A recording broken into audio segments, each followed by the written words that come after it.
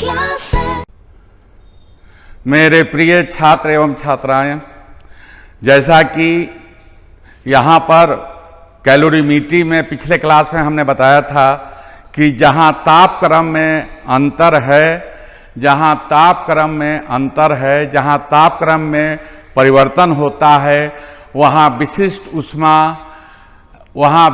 ऊष्मा का प्रयोग किया जाता है, मतलब वहाँ पर विशिष्ट ऊष्मा या तथा यहाँ पर जो है जहाँ पर अवस्था में परिवर्तन होता है, मतलब किसी पिंड में हमने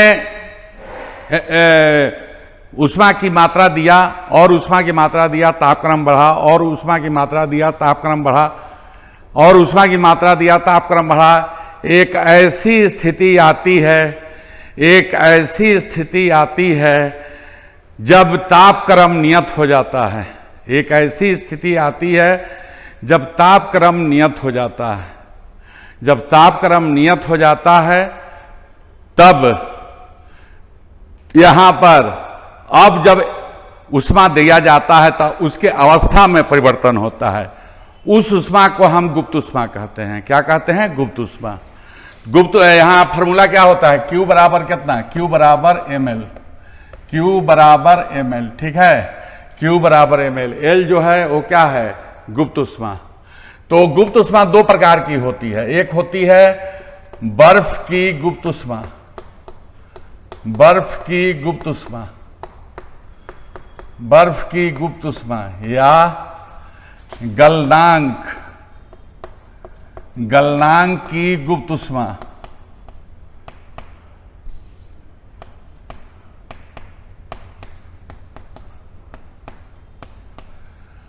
बर्फ की गुप्त ऊष्मा या गलनांक की गुप्त ऊष्मा 80 कैलोरी पर ग्राम, 80 कैलोरी पर ग्राम, ठीक है। और इसमें मल्टीप्लाई कर देंगे 80 इंटू 4.2 जूल अपॉन 10 के पावर -3 किलोग्राम, ठीक है।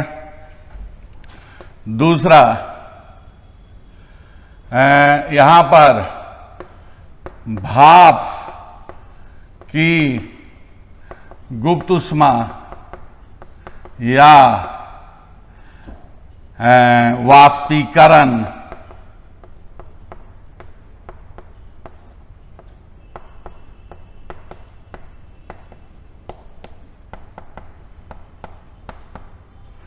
भाप की गुप्त ऊष्मा या वाष्पीकरण की गुप्त ऊष्मा, ये होगा 540 या 536 कैलोरी पर ग्राम, ठीक है।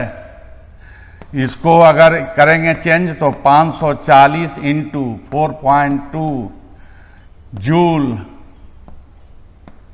अपॉन 10 के पावर -3 किलोग्राम, ठीक है। तो एसआई में हमने तो आपको बताया था पहले ही कि कैलोरी मापी में अगर सीजीएस पद्धति में, कैलोरी मापी में यदि सीजीएस पद्धति में आप गणनांक कीजिएगा, कैलकुलेशन कीजिएगा तो काफ़ी आसान होगा, समझ गए। तो जहाँ अवस्था में परिवर्तन होता है वहाँ पर ये बात को ध्यान रखिए, जहाँ अवस्था में परिवर्तन होता है वहाँ आपको गुप्त ऊष्मा लिया जाता है, एवं जहाँ तापक्रम में अंतर होता है वहाँ हम विशिष्ट ऊष्मा कहते हैं, वहाँ विशिष्ट ऊष्मा लिया जाता है। जैसे यहाँ पर अगर 1 किलोग्राम जल है और 1 किलोग्राम रेत है, दोनों के तापक्रम को 1 डिग्री सेंटीग्रेड बढ़ाना है, दोनों के तापक्रम को 1 डिग्री सेंटीग्रेड बढ़ाना है, तब जल में ऊष्मा की मात्रा ज़्यादा देना होगा, जल में ऊष्मा की मात्रा ज़्यादा देना होगा। और विशिष्ट ऊष्मा जो है ऊष्मा की मात्रा पर निर्भर करता है। विशिष्ट ऊष्मा ऊष्मा की मात्रा पर निर्भर करता है, ठीक है। विशिष्ट ऊष्मा ऊष्मा की मात्रा पर निर्भर करता है, ठीक है। अब देखिए यहाँ पर जो है विशिष्ट ऊष्मा ऊष्मा की मात्रा पर निर्भर करता है, तो यहाँ आपको विशिष्ट ऊष्मा सबसे अधिक किसकी हो गई? विशिष्ट ऊष्मा सबसे अधिक जल की हो गई। और जल की विशिष्ट ऊष्मा जो होती है 1 कैलोरी पर ग्राम डिग्री सेंटीग्रेड। दूसरी बात, यहां पर जो है, यहां पर आपको जो छिपा हुआ ऊष्मा है उसे गुप्त ऊष्मा कहते हैं। जहां अवस्था में परिवर्तन हो जाए उसे गुप्त ऊष्मा कहते हैं। देखिए, अगर 100 डिग्री सेंटीग्रेड पर हॉट वाटर, गर्म पानी, 100 डिग्री सेंटीग्रेड पर गर्म पानी, 100 डिग्री सेंटीग्रेड पर भाप, ठीक है, 100 डिग्री सेंटीग्रेड पर गर्म पानी और 100 डिग्री सेंटीग्रेड पर भाप, ठीक है, 100 डिग्री सेंटीग्रेड पर गर्म पानी और 100 डिग्री सेंटीग्रेड पर भाप, तो कहा जाए कि कौन ज़्यादा गर्म होगा। तो ये बात को ध्यान रखिए, दोनों तो 100 डिग्री सेंटीग्रेड पर है, लेकिन भाप में एक्स्ट्रा ऊष्मा कितना है? 540 कैलोरी पर ग्राम। एक्स्ट्रा ऊष्मा जो है 540 कैलोरी पर ग्राम है, समझ गए। तब यहां पर जो है आपको 540 कैलोरी पर ग्राम है, तो यहां एक्स्ट्रा जो ऊष्मा हुआ वो भाप में 540 कैलोरी पर ग्राम हुआ, लेकिन दोनों 100 डिग्री सेंटीग्रेड पर है। तब ज़्यादा हॉट जो होगा, ज़्यादा गर्म जो होगा, वह जो है वो आपका भाप होगा, ठीक है, वो स्टीम होगा, भाप होगा, ठीक है। उसके बाद यहाँ पर जैसे मान लीजिए कहीं आग लगी है और क्विकली, तुरंत, जल्दी उसको बुझाना है, तो उसमें हम बर्फ डालेंगे कि कोल्ड वाटर डालेंगे कि हॉट वाटर डालेंगे, ठीक है। बर्फ डालेंगे कि कोल्ड वाटर डालेंगे कि हॉट वाटर डालेंगे, ठीक है। तब यहाँ पर देखो, यहाँ पर आपको हम बता दें कि यहाँ जो है अगर बर्फ या कोल्ड वाटर डालिएगा तो सबसे पहले वो हीट को एब्जॉर्ब करेगा, वो ऊष्मा को ग्रहण करेगा, तब जाकर उसको बुझाएगा। और क्विकली बुझाना है तो उसमें आंसर आप याद रखिए, क्विकली बुझाने के लिए उसमें हॉट वाटर डालना पड़ेगा, ठीक है। क्विकली बुझाने के लिए उसमें हॉट वाटर डालना पड़ेगा, समझ गए, कोई दिक्कत नहीं।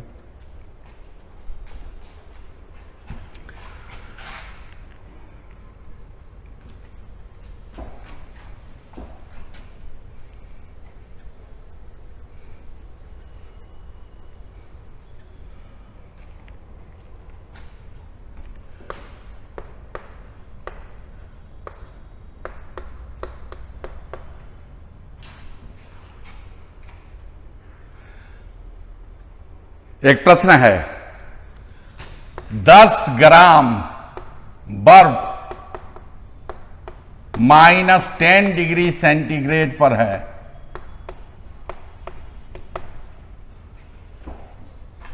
उसे 100 डिग्री सेंटीग्रेड भाप में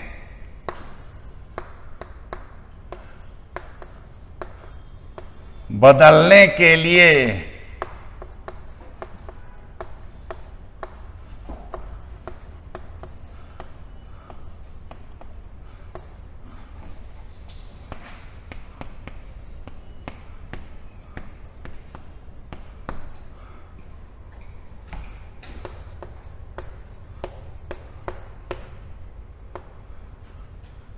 देखिए 10 ग्राम बर्फ है, 10 ग्राम बर्फ -10 डिग्री सेंटीग्रेड पर है, उसे 100 डिग्री सेंटीग्रेड भाप में बदलने के लिए आवश्यक ऊष्मा ज्ञात करें, ठीक है। बर्फ जो होता है कितना पर होता है? 0 डिग्री सेंटीग्रेड पर। तब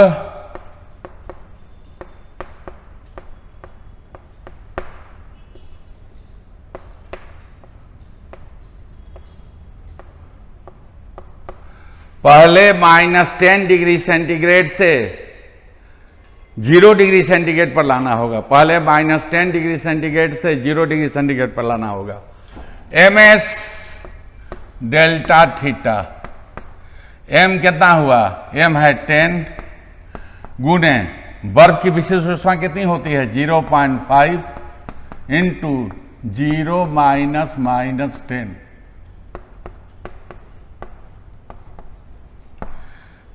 50 कैलोरी, ठीक है। अब 50 कैलोरी उसमें ऊष्मा दी गई, तब वह 0 डिग्री सेंटीग्रेड बर्फ में आ गया। ठीक, अब अवस्था परिवर्तन होगा। अवस्था परिवर्तन होगा, बर्फ को किस में चेंज करेंगे? पानी में। ml 10 into 80 equal to 800 calorie. ठीक है, 10 into 80 बराबर 800 कैलोरी। फिर अब वो पानी में चेंज हो गया, जल में चेंज हो गया। अब उसे 100 डिग्री सेंटीग्रेड जल पर लाएंगे, 100 डिग्री सेंटीग्रेड जल पर, तो क्या होगा? विशिष्ट ऊष्मा ms डेल्टा थीटा, m के जगह कितना हो गया? 10 और 1 होगा, चूंकि अब पानी में चेंज हो गया, परिवर्तित हो गया है। और 100 माइनस 100, 100 माइनस 0, 100 माइनस 0। ठीक है, 0 डिग्री सेंटीग्रेड से हम किस पर ला रहे हैं? 100 डिग्री सेंटीग्रेड पर, तो कितना हो गया? 1000 कैलोरी। 1000 calorie H4। अब जब 1000 कैलोरी हो गया, 1000 कैलोरी हो गया, तो गर्म पानी 100 डिग्री सेंटीग्रेड पर आ गया। अब इसमें किसमें चेंज करना है? 100 डिग्री सेंटीग्रेड भाप में बदलने के लिए आवश्यक ऊष्मा। तो H4 बराबर कितना हुआ? ml, m बराबर 10 और L का मान 540।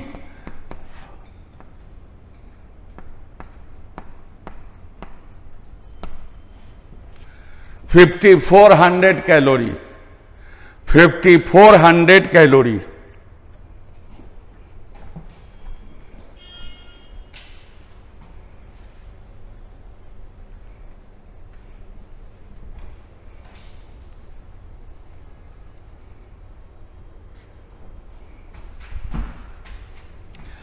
तब कुल ऊष्मा H बराबर H1 plus H2 plus H3 plus H4।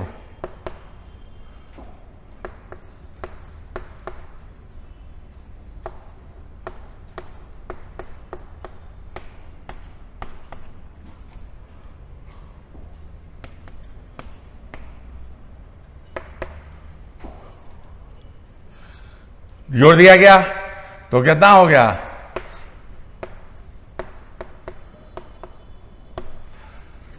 7250 calorie. 7250 calorie. ठीक है, 7250 कैलोरी। यहां पर जो है 50 plus 800 plus 1000 plus 4400, 50 plus 800 plus 1000 plus 4400, और इसको जोड़ा गया तो कितना आया? 7250 कैलोरी।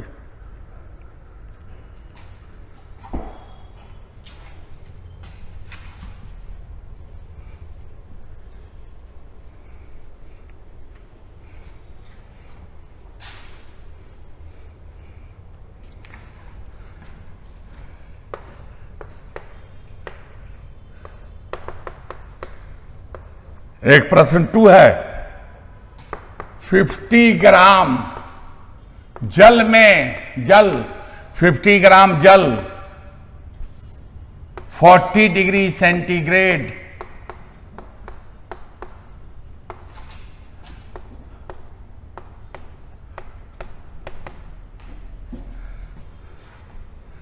पचास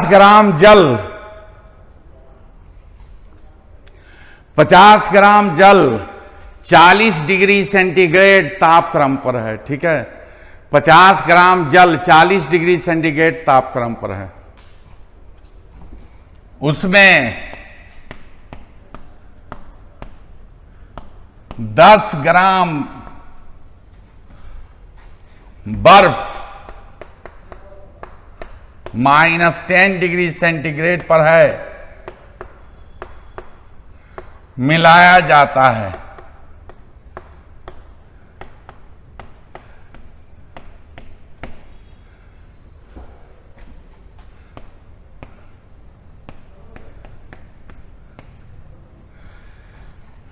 मिश्रण का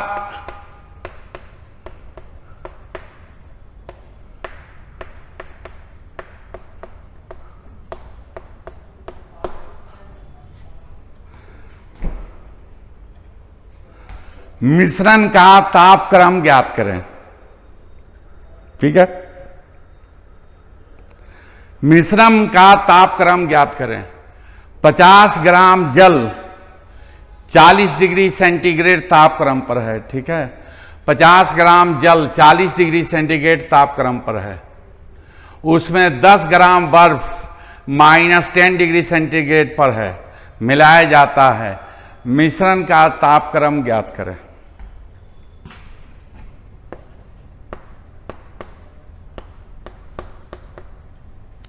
मान लिया थीटा बराबर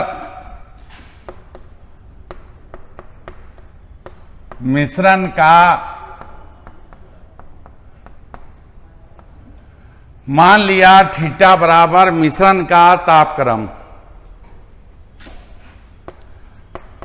ऊष्मा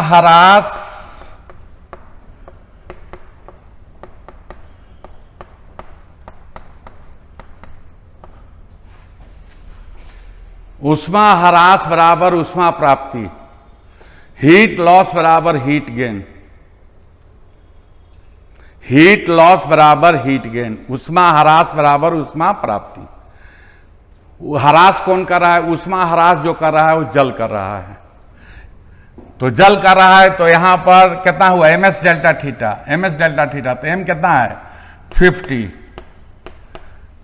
और S1 होगा, जल है, और ह्रास हो रहा है 40 minus theta.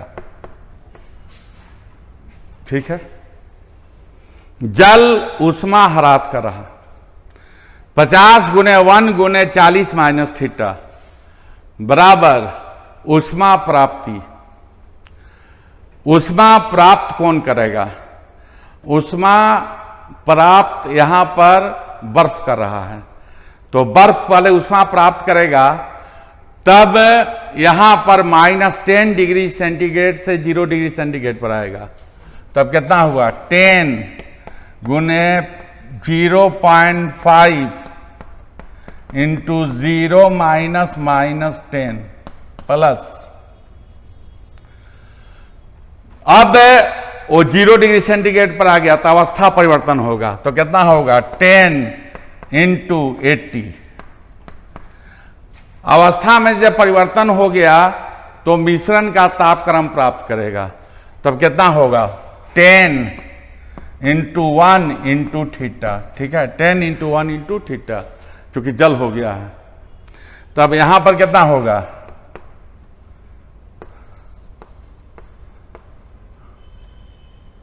2000 minus 50 theta, 2000 minus 50 theta is equal to 50 plus 800 plus 10 theta. 2000 minus 850 is equal to 50 theta plus 10 theta, या 1150 बराबर 60 थीटा, या थीटा बराबर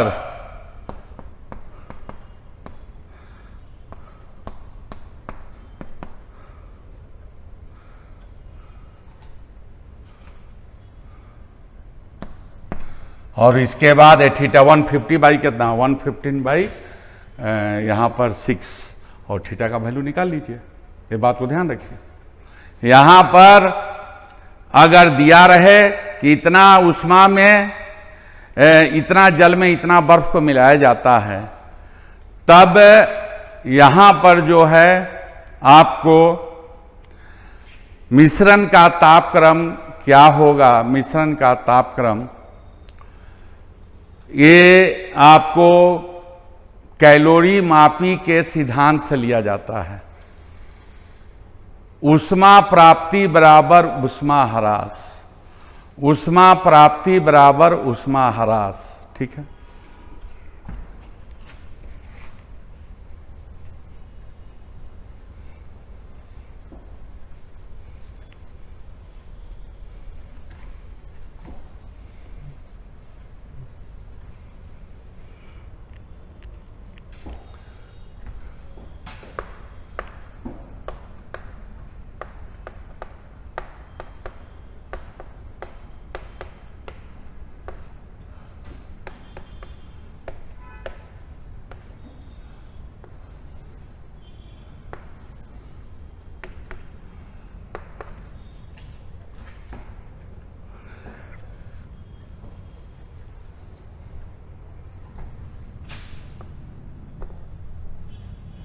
न्यूटन का शीतलन नियम, न्यूटन का शीतलन नियम जिसको इंग्लिश में न्यूटन्स लॉ ऑफ कूलिंग कहते हैं, Newton's law of cooling. Newton का शीतलन नियम क्या है? यहां पर न्यूटन के शीतलन नियम के अनुसार ऊष्मा ह्रास की दर, ऊष्मा ह्रास की दर परिवेश एवं निकाय के तापांतर के समानुपाती होती है। न्यूटन का शीतलन नियम, Newton's law of cooling, Newton's law of cooling, Newton का शीतलन नियम ऊष्मा ह्रास की दर, ऊष्मा ह्रास की दर, यहां पर ऊष्मा ह्रास की दर निकाय तथा परिवेश के तापांतर के समानुपाती होता है। यह न्यूटन का शीतलन नियम है। माइनस dH अपॉन dt समानुपाती theta minus theta naught. Minus dH upon dt minus dH upon dt समानुपाती theta minus theta naught. Minus dH upon dt ऊष्मा ह्रास है, माइनस dH अपॉन dt ऊष्मा ह्रास है। थीटा जो है वह निकाय का, सिस्टम का तापक्रम है, थीटा निकाय का तापक्रम। थीटा नॉट जो है वो परिवेश का तापक्रम है। ठीक है, परिवेश का तापक्रम। तो थीटा नॉट नियत होगा, चूंकि परिवेश का तापक्रम नियत होता है। तो minus dH upon dt proportional कितना हुआ? थीटा माइनस थीटा नॉट, या minus dH upon dt equal to k theta minus theta naught.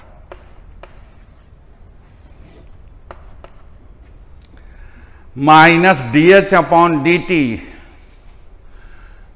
Minus dH upon dt बराबर k theta minus theta naught. ठीक है, जहां k एक नियतांक है, जहां k एक नियतांक है जो निकाय के प्रकृति एवं क्षेत्रफल पर निर्भर करता है। जहां k एक नियतांक है, जहां k एक नियतांक है जो निकाय की प्रकृति एवं क्षेत्रफल पर निर्भर करता है। ठीक है, जो निकाय की प्रकृति एवं क्षेत्रफल पर निर्भर करता है।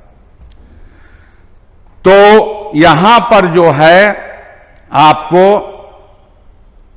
अगर चीनी मिट्टी का है तो कुछ और होगा, मिट्टी का है तो कुछ और होगा, स्टील का है तो कुछ और होगा, बड़ा क्षेत्रफल है तो कुछ और होगा, लॉस ज्यादा होगा, छोटा क्षेत्रफल है तो कम होगा।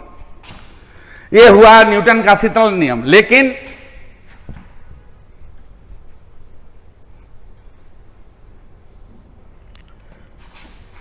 सूत्र, यहां पर न्यूमेरिकल बनाने के लिए एक सूत्र हम जो दे रहे हैं, ms θ1 माइनस θ2 अपॉन टी,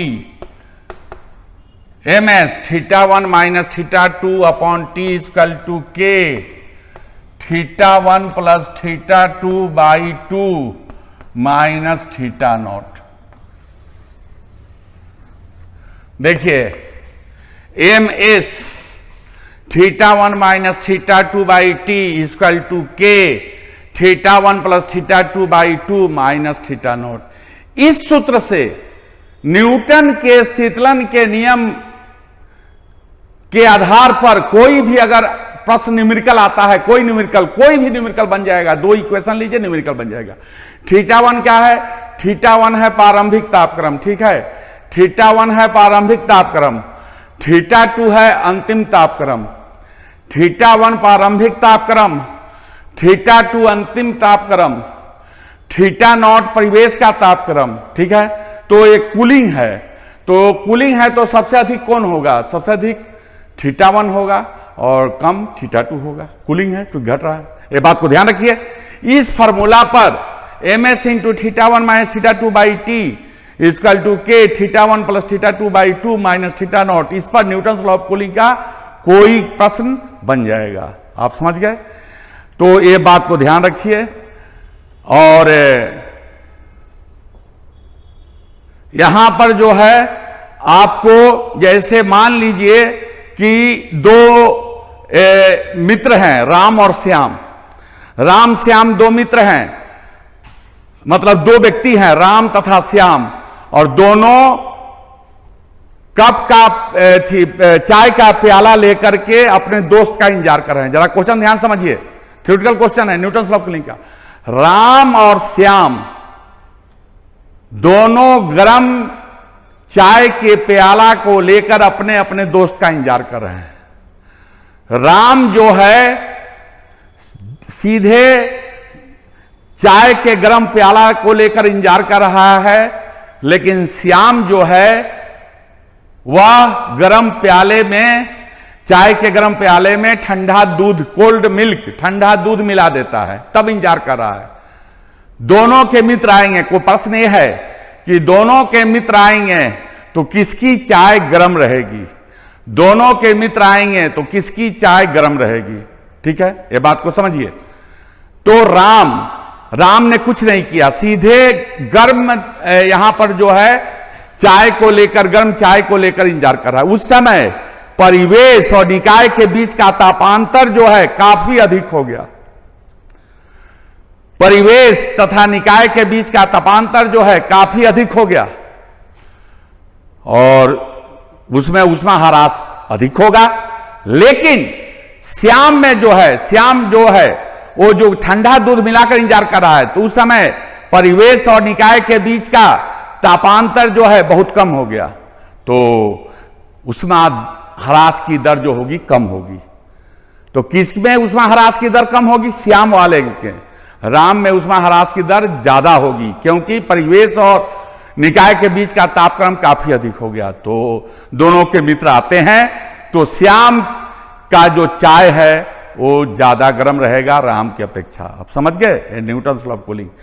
जितना ज्यादा तापांतर होगा, जितना अधिक तापांतर होगा, उतना ऊष्माह्रास अधिक होगा। समझ गए? कोई दिक्कत नहीं।